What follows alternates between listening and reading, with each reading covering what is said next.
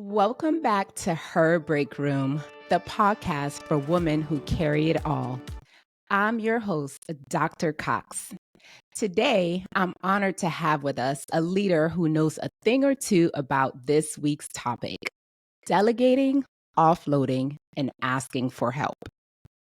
Nadine is a former Washington, D.C. principal and a lifelong educator. She's now the leader of the Gathering Place, an all-girls micro school in South Florida and Maryland.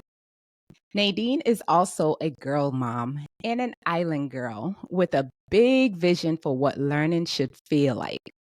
Nadine, welcome to Her Break Room. Hello, good morning. Thank you for having me. Awesome. I'm so glad that you're here. I'm so excited about this topic, and I'm just ready to dive in it with you and learn some valuable tips from you. Yeah.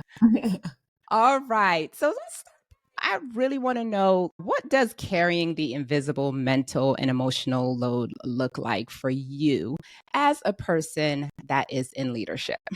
Right. So what that means is we usually do too much. It means that we're overexerting ourselves oftentimes.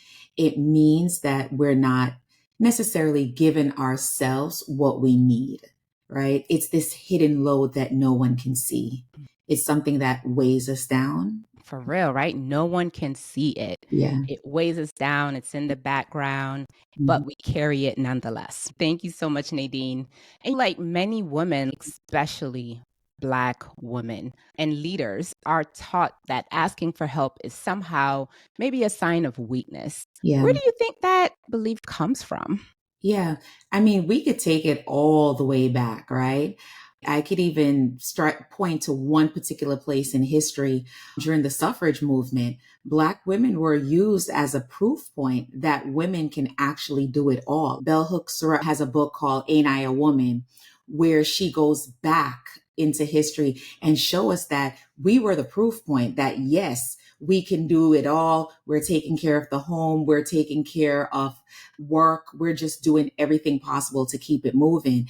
And I think Black women have been seen like that throughout history in modern times, that we are superwomen, that we can do everything. Our backs are broad, our hips are wide. We can literally juggle the world on our shoulders and on our back. So I do think that it's historic. Again, from a place of history, we had to step in and do certain things just to keep our families afloat. So it's one of those things that's really grounded in history. So much of history tells us how we've had to do so much, right? Just to Absolutely. keep things going. Yeah. And that within itself can make it challenging to ask for help Yeah. when you're expected to be the one to carry it all, Yes. right? Wow. Thank you for that. What are some pivotal moments in your own leadership when you knew you needed to decide whether to ask for help, delegate, or Yeah. even offload? I think about one particular time with my daughter. I was in the swing of the principalship. It probably was the second or third year. And any school leader will tell you that's the years that those are hard years. Your first year, really, you're coming in. It's what was there before you and you're trying to figure out what takes place. But in the second year, that's where you're really making your mark. It's your production. And I was just working around the clock. I actually caught a note that my daughter wrote in one of her journals. And she wrote this note to herself, just journaling, complaining about me. She's like, it was Taco Tuesday. I made her tacos. She didn't even eat it. She works too much. And when I read that accidentally, Mhm. as moms do, it just broke my heart. That's when I realized, okay, I'm not doing it all. I do need to ask for help. I do need to delegate because at the work is allegedly going well, but here I am with the person that's the most important person to me in the world who's saying she's just not here. And that's when I knew I had to just ask for help. We had to approach the work differently because no, I cannot do it all. And that's when I actually realized the weight that was on my shoulder, that I was carrying a lot and I needed to ask folks to help me. And there was no shame in that. No shame at all.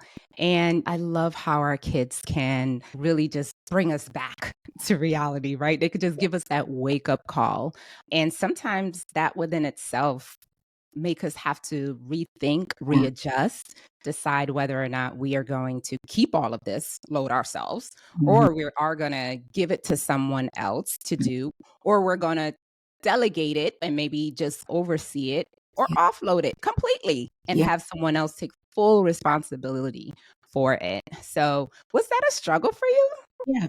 I mean, originally, in those earlier days, it was a struggle because I wanted to be seen as the leader. I wanted to be seen as competent.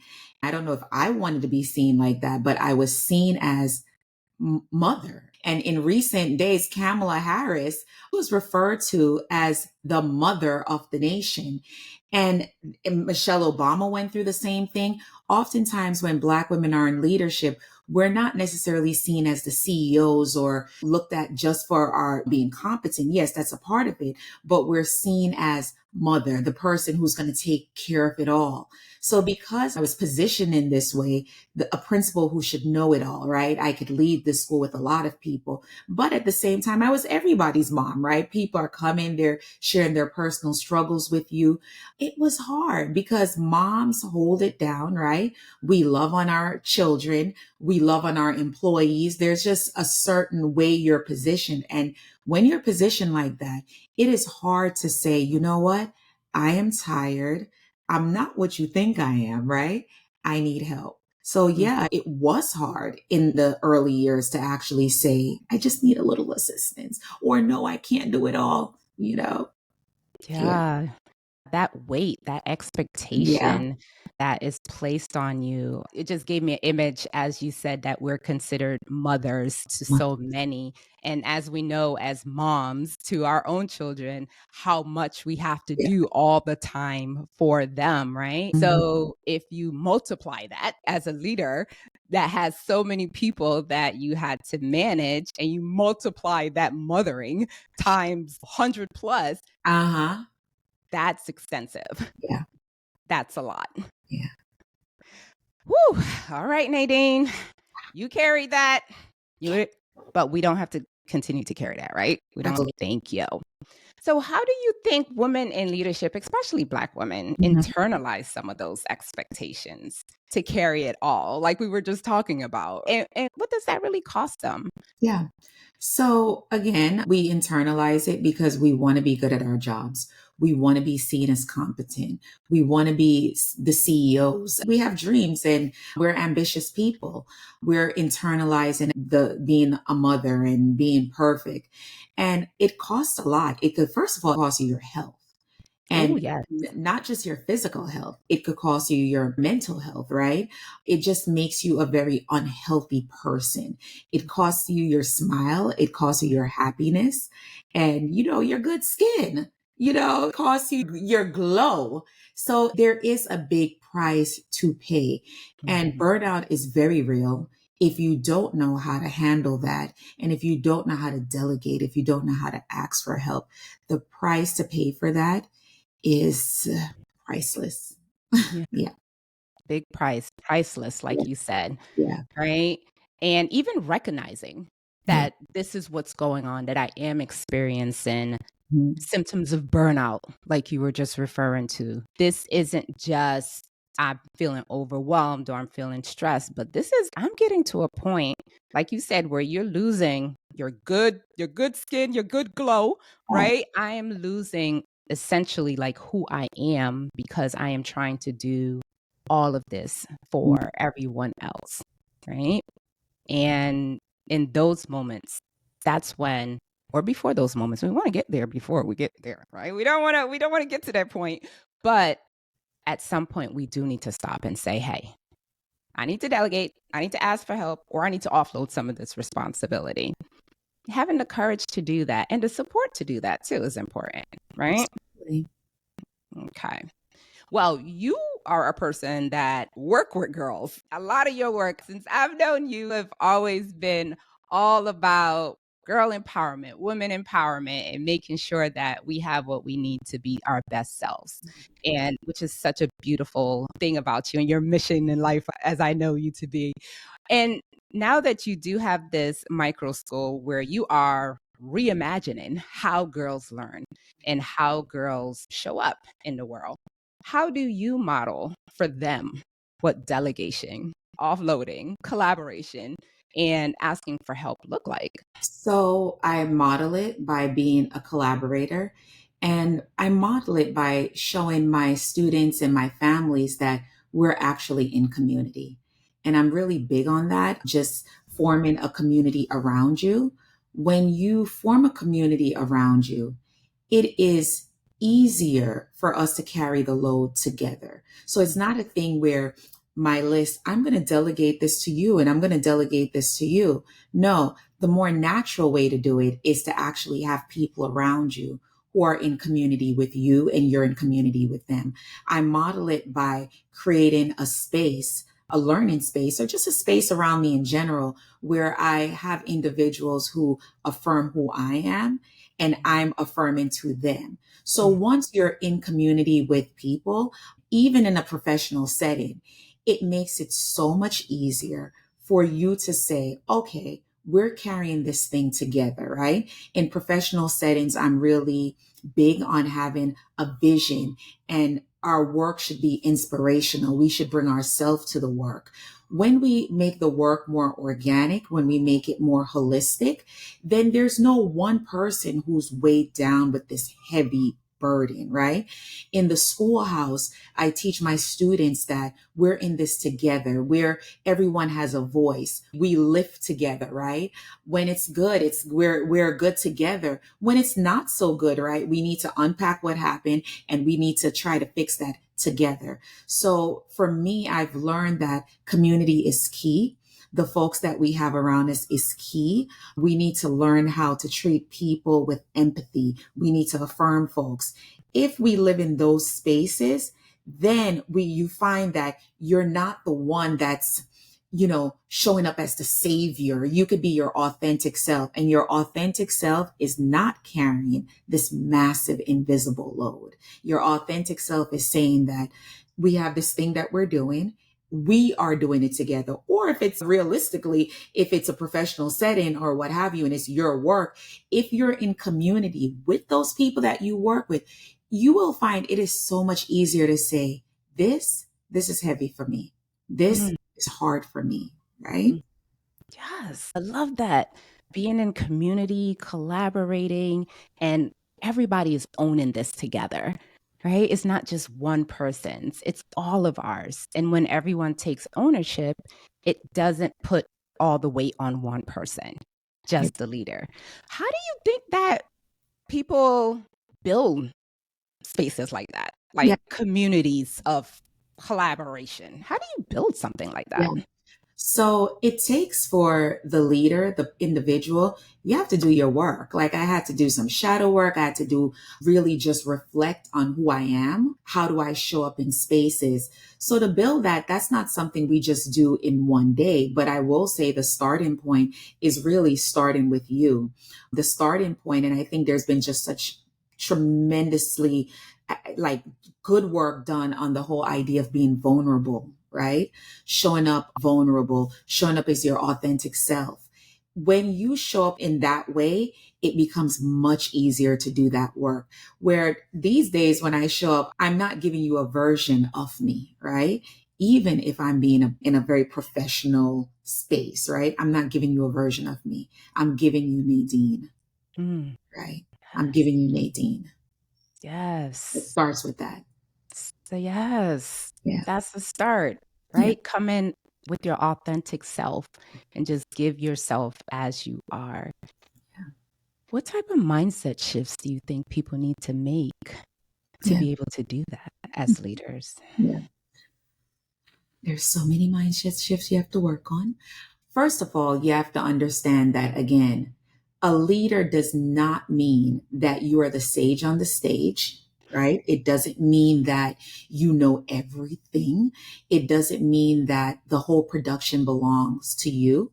It's okay to lead from the back. It's okay to lead from the middle, from the sidelines. It's okay to empower your team. It's okay to be empathetic. It's okay to say no. It's okay to have edge. Like Jack Welch, running around quoting Jack Welch, but he talks about just being an energizer, being able to energize people, being able to really have edge. Like it is okay to bring this to the work. It's okay to be that way. You know what I mean? You get more from knowing who you are and understanding that you're multi-layered. It's okay to see the people around you and not be, I'm the leader. If you can release that, you will not carry that invisible load. It gets much lighter. It's okay to be vulnerable. Mm. Yeah. Yes, it's okay. It is okay to be vulnerable. Yes, it is okay not to be the one all the time. It's okay to lead from the back. Yes. All of that is okay. And normalizing that for ourselves can make the experience that we are in as leaders, whether that be leaders at work or leaders at home or leaders in your community, anywhere you're at. Normalizing that for yourself allows you to give yourself permission to relinquish some of that weight that we're carrying. That's awesome. Thank you so much.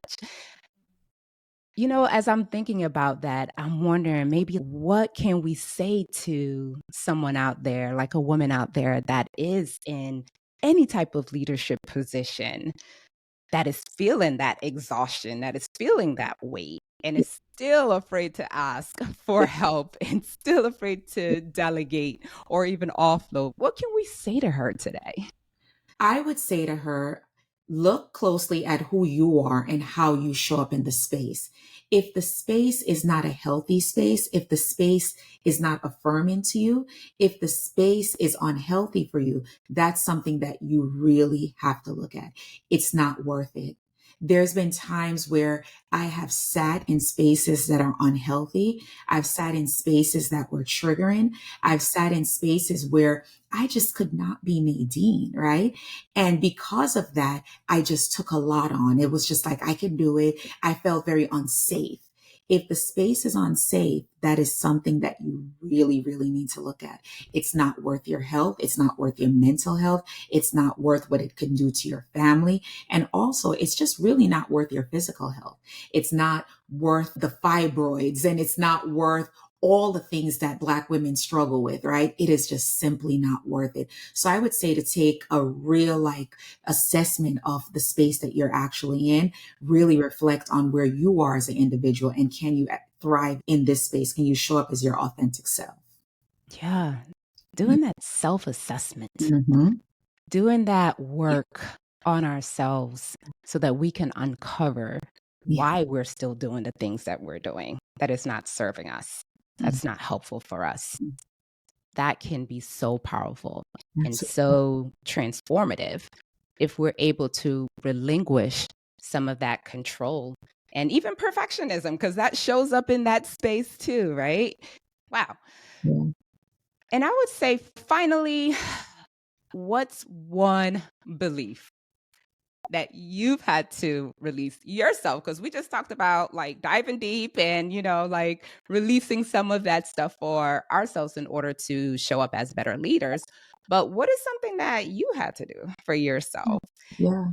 to make room for, just some more ease in life Yeah. as a leader? So, I had to believe that I belonged there. Yes. I had to believe that I deserve that position. I worked for that position. I am not an imposter. I had to believe that I am a good mom. I am doing the best that I can. I'm a good partner. I'm a good daughter. I am doing my best. I had to release that I am not perfect, right? And within me not being perfect, I am perfectly imperfect. So once I was able to release that, whew, Yes. yeah, Mm. Mm. Ooh, I felt that one. yeah. I felt that one all throughout my body because that's it right there. That's it right there. releasing those expectations that we put on ourselves. That's just, it's not self-serving. That allows us to get to our authentic self and to even be better leaders. It helps us to be better leaders, to show up as a better person for ourselves, for those around us, and overall just makes us a more well-rounded individual. So thank you. Yes, love that. Well, Nadine, I just want to thank you so much for your wisdom and your insight that you were able to provide for us today. I think that a lot of our listeners that are struggling in this area, that are carrying the weight of the invisible mental and emotional load, particularly in these leadership areas, will be able to gain some insight and some valuable tools from what you shared with us today. So I just want to thank you for that. Any final words that you would like to say before leaving? Well, I want to thank you for having me here. I love the work that you're doing. It is so important that we're having these conversations. So thank you, Dr. Cox, for having me on. Yes, anytime, anytime. You're welcome back anytime. Thank you. All right, guys. Well, until next time, take care of yourself, be well, and don't forget to breathe.